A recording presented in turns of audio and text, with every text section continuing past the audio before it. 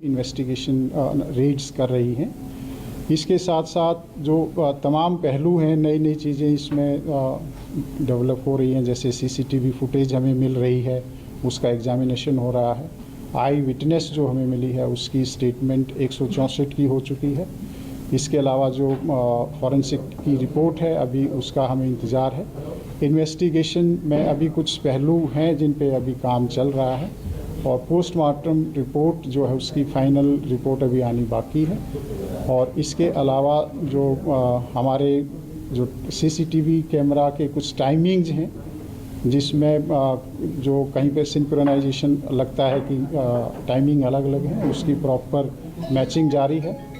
और जो इन्वेस्टिगेशन हुआ है उसके जो कुछ महत्वपूर्ण बिंदु ये हैं कि जो एक्यूज्ड पार्टी है और जो इसमें डिसीज्ड है उसका कोई कॉल डिटेल के आधार पर और जो अब तक इन्वेस्टिगेशन हुआ है कोई पुराना लिंक नहीं है, कोई पुराना कनेक्शन इसमें अब तक हमें नहीं मिला है। इसके साथ साथ जो एक्यूज्ड हैं और इसमें जो हमें आई विटनेस मिली है उसके भी जो CDR का एनालिसिस है और जो अब तक हमारी एविडेंस है उसके आधार पर कोई पुराना कनेक्शन नहीं मिला है। पोस्टमार्टम एग्जामिनेशन में आपको पहले ही बताया जा चुका है कि कोई भी इस तरह की इंजरी नहीं मिली थी जो कि सेक्सुअल असॉल्ट को इंडिकेट करती हो। इसके अलावा इसमें जितने भी पहलू हैं उनको जल्दी ही पुलिस रैप अप करने की कोशिश कर रही है। कुछ जो इसमें इन्वेस्टिगेशन बकाया है उसके लिए आज हमारे पास जो एक्यूज्ड हैं उनको दोबारा से PC ऑब्टेन करने के लिए दिल्ली पुलिस पेश करेगी और दोबारा से कस्टडी ऑब्टेन करेगी। 2 एक्यूज्ड हैं उनको अभी हम अरेस्ट करने के लिए कोशिश कर रहे हैं, जल्दी ही हमें इसमें कामयाबी मिलेगी। और इसके साथ साथ जो जितना एविडेंस है उसका एनालिसिस करके बहुत ही जल्दी लीगल ओपिनियन, हाई लेवल की लीगल कंसल्टेशन करके बहुत ही जल्दी इसमें पुलिस चार्जशीट तैयार करेगी, एक स्ट्रॉन्ग चार्जशीट बनाएगी ताकि जो एक्यूज्ड हैं उनको कड़ी से कड़ी सज़ा मिल सके। आरोपियों का बयानों में विरोधाभास है तो क्या लाई डिटेक्टर टेस्ट भी करवा सकती है दिल्ली पुलिस? इन्वेस्टिगेशन एक ऑनगोइंग और डायनामिक प्रक्रिया है। अभी मैंने बताया कि इसमें कुछ पहलू बाकी हैं, इन्वेस्टिगेशन अभी जारी है और अगर किसी तरह की हमें रिक्वायरमेंट हुई तो जो जितने भी इन्वेस्टिगेशन की रिक्वायरमेंट हैं और जो प्रोसेसेस हैं उसके तहत हम कार्रवाई करेंगे।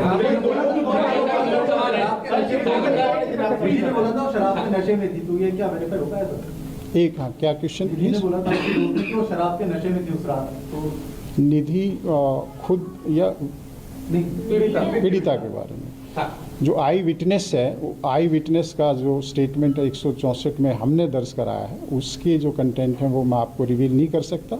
उसने कहीं कोई प्राइवेट स्टेटमेंट दी है उसके बारे में मेरे लिए कुछ कहना संभव नहीं है। इसके अलावा जो पोस्टमार्टम एग्जामिनेशन की फाइनल रिपोर्ट आएगी उसके आधार पर हम कह सकते हैं कि पी थी या नहीं पी थी। वैसे भी अगर कोई ड्रिंक करता है या नहीं करता है इस केस में कोई रेलेवेंस नहीं रखता क्योंकि 304 IPC का केस है, तो वो एक फैक्ट इरेलीवेंट है और वो हमारे लिए कोई बहुत रेलेवेंट फैक्टर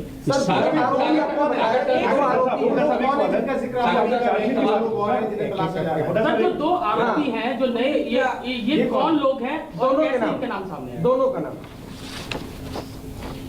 ये एक आशुतोष है और दूसरा अंकुश खन्ना है।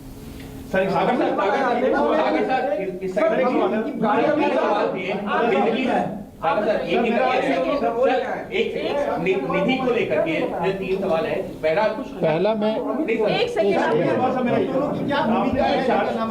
की बात की आपने, चार्जशीट दाखिल कर रहे हैं तो कब तक इसमें चार्जशीट दाखिल हो जाएगी? देखिए, जैसे कि मैंने बताया कि इसमें इन्वेस्टिगेशन काफ़ी आगे बढ़ चुका है। जो प्राइमरी चीज़ें थी हम कर चुके हैं, लेकिन बहुत इम्पॉर्टेंट चीज़ें भी अभी बची हुई हैं। तो हम PC लेंगे, उसके बाद हमारी कुछ रिपोर्ट्स आएंगी, कुछ कैलिब्रेशन होगा, एनालिसिस होगा, लीगल ओपिनियन ली जाएगी, उसके बाद पूरी तरह से एविडेंस कलेक्ट करके हम इसको चार्जशीट करेंगे। लेकिन हमारी कोशिश है जल्दी होगी। जैसे कि आपको मालूम है कि 1 तारीख का इंसिडेंट है, आज 5 तारीख है, 5 तारीख की सुबह तक हमने क्या क्या काम किया। हमारी 18 टीम लगी हुई है बहुत ही एक्सपीरियंस्ड ऑफिसर्स की। डीसीपी खुद एसआईटी हेड कर रहे हैं, जॉइंट एडिशनल सीपीयूज को गाइड कर रहे हैं, और डीसीपी द्वारका भी इसमें हमें सहयोग कर रहे हैं। तो बहुत ही स्ट्रॉन्ग एंड कैपेबल ऑफिसर्स की 18 टीम है जो दिन रात काम कर रही हैं, आप सभी को मालूम है। तो मुझे उम्मीद है कि हम जल्दी ही इसमें चार्जशीट आपने लिया उनकी क्या भूमिका, कैसे वो इसकी क्लियरिटी कर दीजिए कि दीपक अमित का क्या है, आशुतोष और उनका क्या है, ये बहुत इंपॉर्टेंट है। छुपाया देखिए, इसमें जो 2 नाम आए हैं नए हमारे एक्यूज्ड हैं। एक जो एक्यूज्ड है उसका भाई है ये, तो उन्होंने ये देखते हुए कि इसके पास ड्राइविंग लाइसेंस नहीं है और ये एक एक्सीडेंट का ही केस है, किसी दूसरे आदमी को सजेस्ट किया कि तुम कहो कि मैं गाड़ी ड्राइव कर रहा था। तो ये उन्होंने एविडेंस को डिस्ट्रैक्ट किया, क्रिमिनल को स्क्रीन करने की कोशिश की है, तो वो हमारा इस केस में एक्यूज्ड बनता है। इसके साथ जिसकी गाड़ी थी उसको भी मालूम था कि गाड़ी कौन लेकर गया है। गाड़ी दीपक लेकर नहीं गया था, गाड़ी दूसरा लेकर गया था। तो उसने भी जो पुलिस है उसको एक तरह से मिस इन्फॉर्मेशन दी है और इसमें अक्यूज्ड को हेल्प करने की कोशिश की है। 3 सवाल क्या अमित के पास मैं सभी का जवाब दूंगा। आप रिलैक्स कीजिए, पहले इसको कंप्लीट करने दीजिए। ठीक है, इसका एक मिनट इससे कंप्लीट। जब ये एक्सीडेंट हुआ और जहां गाड़ी लास्ट तक गई, उस दौरान ये दोनों कहीं थे या बाद में ऐड हुए? 2 कैसे ऐड हुए? ये 2 लड़के जो नए आए हैं, इनका रोल क्या सिर्फ नाम छुपाया ड्राइविंग के चक्कर में, या जो भी इंसिडेंट हुआ एक्सीडेंट का उनमें कहीं इनकी इन्वॉल्वमेंट की बीच में उतर गए? कार में बैठे थे कि नहीं? एंट्री कहाँ? मैं इसको कंप्लीट कर लेता हूँ। इसमें इन दोनों में से कोई कार में कहीं हमारे पास अभी तक एविडेंस नहीं आया है। इन्होंने एक तरह से इनको स्क्रीन करने की कोशिश की है, मिस इन्फॉर्मेशन किया है, इनको हेल्प किया है। जिन्होंने क्राइम किया, जिन्होंने इतना ग्रूसम क्राइम किया है, उनको प्रोटेक्ट करने की कोशिश की है। तो ये एक क्रिमिनल ऑफेंस अपने आप में बनता है। तो इसलिए हमारी बहुत सी टीम्स अभी लगी हुई हैं, इनको भी हम अरेस्ट करेंगे, फिर इनका फर्दर सस्टेन्ड इंटरोगेशन होगा और उसके आधार पर इन्वेस्टिगेशन आगे बढ़ेगा। इसके साथ साथ कि ड्राइविंग लाइसेंस नहीं था अमित के पास, अभी तक जो इन्फॉर्मेशन है वो नहीं था। अगर बाकी इन्वेस्टिगेशन अभी जारी है, फाइनली कुछ उसमें होगा तो हम आपसे फिर शेयर करेंगे। सर, निधि को लेकर के 2-3 सवाल उठ रहे हैं। पहला सवाल, एक परिवार कह रहा है कि निधि का रोल सस्पिशियस है, 302 का मुकदमा दर्ज होना चाहिए। दूसरा सवाल, जो निधि की मां कह रही है कि निधि ने खुद ये बताया कि गाड़ी को आगे पीछे करके पीड़िता के ऊपर चढ़ाया गया, मृतका के ऊपर चढ़ाया गया। क्या 302 का मुकदमा बनता है? तीसरा सवाल उसी से जुड़ा हुआ, निधि का स्टेटमेंट कितना रिलायबल मान रही है पुलिस, क्योंकि 164 का बयान दर्ज करवाया है। क्या निधि इस मामले में सिर्फ एक गवाह है या उसका भी रोल अभी कहीं पर सवालों की घेरे में? अभी तक जो पुलिस का इन्वेस्टिगेशन है, इसमें आपको सभी को मालूम है कि आपके दिमाग में भी बहुत से क्वेश्चंस थे, हमारे दिमाग में भी बहुत क्वेश्चंस थे कि ये क्या कोई इसके साथ और था या कहाँ से ये आई थी, लास्ट सीन कौन था। ये सारे तमाम क्वेश्चंस आपके दिमाग में भी थे, हमारे दिमाग में भी थे। तो इसलिए पुलिस इस मामले में लगी हुई थी। सारी छानबीन के बाद एक हमें पता लगा कि ये लास्ट लोकेशन कहाँ आ रही थी लड़की की। हमने वो स्पॉट आइडेंटिफाई किया, वहाँ से कुछ हमें क्लू मिले कि यहाँ से ये लड़की किसी और के साथ बैठकर कहीं आ रही है। तो उसके थ्रू हम आई विटनेस तक पहुँचे हैं, जो कि सीसीटीवी फुटेज है। इसके साथ साथ जहाँ पर ये दोनों लड़कियाँ थी, वहाँ पर जो होटल है उसका रिकॉर्ड है, उसका डॉक्यूमेंट्री एविडेंस है, इसके नाम बुक है, इसने बुक कराया है, उस तरह की डिटेल हमारे पास है।